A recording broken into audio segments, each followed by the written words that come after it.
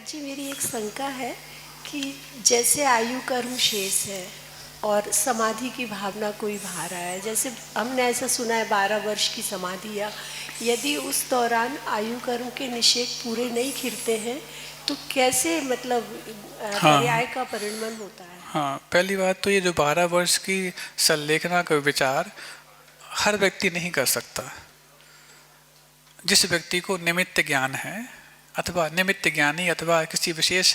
ज्योतिष इत्यादि के माध्यम से यदि आपने पता लगा लिया है कि फला व्यक्ति की अथवा मेरी स्वयं की इतनी आयु है, तब उस आयु क्रम के आधार पर वो अपने 12 वर्ष का संलेखना काल निर्धारण करता है। हर व्यक्ति जिसको कुछ अपने निमित्त ज्ञान भी नहीं, भविष्य का ज्ञान भी नहीं, वो 12 वर्ष की संलेखना ले हो सकता है उसके बीच में भी चला जाए, हो सकता है 12 वर्ष पूरे क्रॉस कर जाए, उसके बाद ही मरण ना हो। तो ये विधि उनके लिए नहीं है। जो निमित्त ज्ञानियों से अपने जीवन को जान लेते हैं वही निर्धारित करते हैं कि 12 वर्ष में क्रम क्रम से हमारे अपने लिए इस प्रकार से त्याग करते चले जाना है। एक चीज़। दूसरा जो प्रश्न आपने किया कि आयु कर्म रह गया अथवा आयु कर्म बीच में चला गया, इस कारण से वो शायद कथनचित आत्महत्या की हो जाएगा अथवा हिंसा की हो जाएगा, शायद ऐसी भाव लग रहा है आपके प्रश्न में। तो वहाँ पर ऐसा बिल्कुल नहीं है, क्योंकि जहाँ पर संलेखना की बात आती है, उपसर्गे दुर्भिक्षे जदसि रुजायाम च निप्रतीकारे, उपसर्ग आ गया हो, दुर्भिक्ष यानी अकाल पड़ गया हो, जदसि यानी कि बुढ़ापा आ गया हो, और रुजायाम यानी रोग ऐसा हो गया हो, और वो भी ये चारों चीज़ें कैसी जिनका कोई प्रतिकार संभव नहीं है। जब प्रतिकार संभव नहीं है तो फिर क्या करेगा। जैसे किसी घर में आग लग जाए, आग लग जाए तो सबसे पहले वो बहुमूल्य चीज़ों को बचाने का प्रयास करता है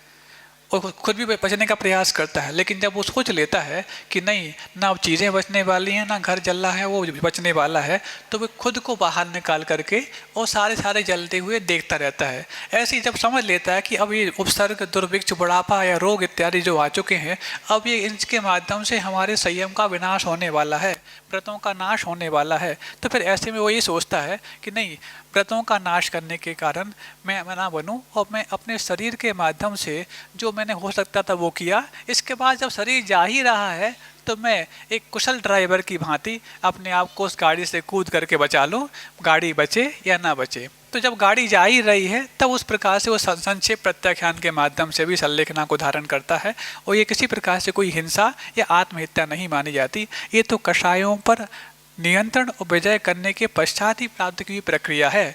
और जो आत्महत्या हिंसाएं होती हैं उसमें तो कषाय का पूरा पारावार रहता है, वो उसमें और इसमें काफ़ी अंतर है। तो 12 साल वाला प्रकरण वो भविष्य ज्ञान होने के बाद ही किया जाता है, और अचानक बीच में इस प्रकार से हो जाता है तो फिर उसके लिए शरीर तो जा ही रहा है। उस शरीर को भी जाते वक्त ऐसा नहीं कि शरीर जल्दी चला जाए, ये तो संलेखना व्रत के अतिचार में आता है कि